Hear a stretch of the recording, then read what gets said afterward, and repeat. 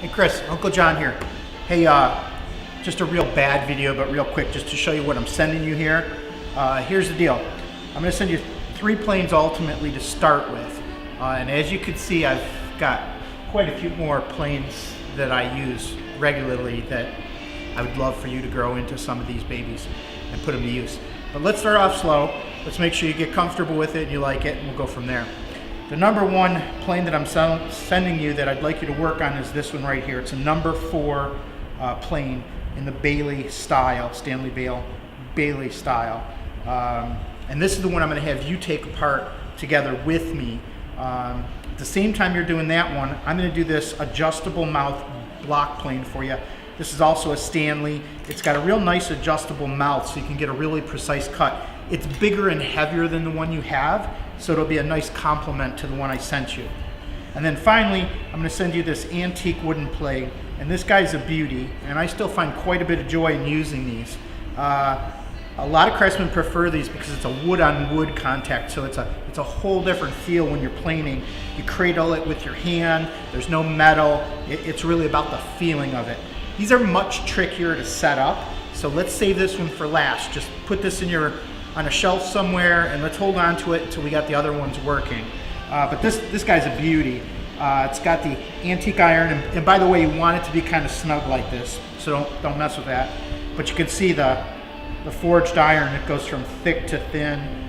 Just super nice plane. Anyway, we'll get it tuned up, but let's start with the other ones first. I actually like these wooden planes. I use a variety of them. This is a beautiful scraping plane that I use all the time. You can see the difference. This baby's tuned up. The bottom has been planed flat. The iron is sharp. Everything's been oiled and waxed, and it's a joy to use. I also, on the wooden note, I also love these Japanese wooden planes, and they're used in the pulling motion like this, but same concept. It's all about precisely setting the iron in the mouth and flattening the bottom. So we'll get to that another time. For right now, let's talk about taking this guy apart. So the first thing you want to do when you get this thing is disassemble it. And you shouldn't need too much more than a screwdriver, but completely disassemble it. If you've got a rusted up screw, soak it with a little solvent or something to loosen it up. And just take as much apart as you can, and if you have questions, reach out. And then what you want to do is you want to clean those parts. So I would start with some mineral spirits, something kind of mild, and give everything a good scrubbing. So here's the block plane, and I've already disassembled this guy. I've taken everything I could take easily apart. And if there's a pin, sometimes like on this guy, there's a couple little pins that you'd have to drive out. If you want, you can do that carefully to clean up this part, which I will probably do because this part's really rusted. If it's not really rusted, you could leave that in and just clean it while it's on there. But take apart what you can. This guy, the mouth is stuck, so I'm gonna have to, there it goes. So you wanna get everything you can apart, clean it really good. After you've cleaned it with your mineral spirits, what I like to do is take a wire brush, either on a Dremel, or I have a bench grinder with a brass brush, a mild brush, not a steel brush, and try and buff up and clean threads, and if there's brass parts, give them a wire brushing to get them really nice and clean.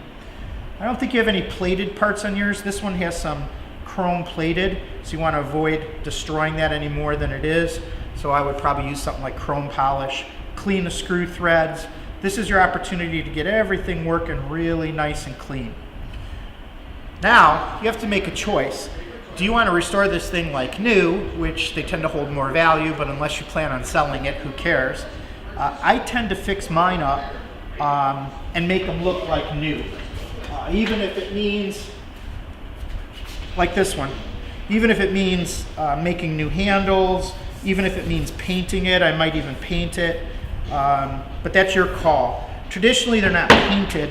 There's a Japan, it's called Japanning on these things, the black. So you're gonna make that decision. When you do, let me know, and I'll talk you through it. If you do want to restore it antique, avoid stripping off any paint or chrome. So you can kind of go either way, pick your way. Once everything's super cleaned up, the next and probably the biggest project is flattening the sole and the sides. And in order to do that, we're going to use some sandpaper, fine sandpaper on glass or a granite slab, something dead flat. Light tack of spray adhesive to tack down the sandpaper, and you're going to flatten, and you'll see low spots where they show up. Now, the most important thing you can do when you get to that point, you stripped it apart, you didn't sharpen anything, you cleaned it really good. Most important thing is you actually got to put it all back together. Put the iron, put everything in it, and tension it as if you were going to use it, except make sure the blade is retracted so it's not sticking out. That's when you flatten it. Putting it all back together and tightening everything can actually tweak the casting a little bit. So if you try to flatten it and then put it back together, it can tweak it a little bit and it's no longer flat. So regardless if it's a block plane or your number 4 bench plane, by the way, this is the most used plane, this size right here, number 4. You can push it, you can pull it. It's great for chamfers, flattening. It's a wonderful tool. But in order to flatten this guy, it's got to be assembled and tensioned like you were going to use it. So let's get to that point, and then I'll get back at you with more details. Okay, so this is the worst part of the job. So I decided to jump in. I took my plane apart. I started to clean some of the parts. While they're being cleaned, I put together and tensioned my plane, although the blade is retracted. But everything's tight, so if it's going to tweak, it is. And I've started this flattening process. I'm starting with a pretty coarse 80 grit wet dry paper mounted to a flat surface. I'm going to put a little bit of soap, a little bit of water, and the whole idea here is to do this for a long time. And you want to reverse it, and you want to change hands, and you want to reverse it, because the whole goal here is to keep this as flat as you can. You can periodically check with a good quality straight edge, and you're gonna look for low spots, but more importantly, you can visually see low spots and high spots. So the 3 critical areas that need to be flat are directly in front of the cutter, the toe, and the heel. None of this really matters, none of this really matters. So those are the areas we're looking for shiny, smooth spots to get us started. And you know, over the years of sharpening and flattening, it should continue to improve, but the more work you get done on this right now, the better. This particular plane, I see a big low spot on this edge. Fortunately, it's outside of the blade, so it's not gonna affect me, so I'm not gonna worry about getting all the way down to that edge. And I see a pretty good low spot right here, which I'm a little worried about. That's it, back to work. Oh yeah, don't forget the sides too. And you want those to stay square to the sole.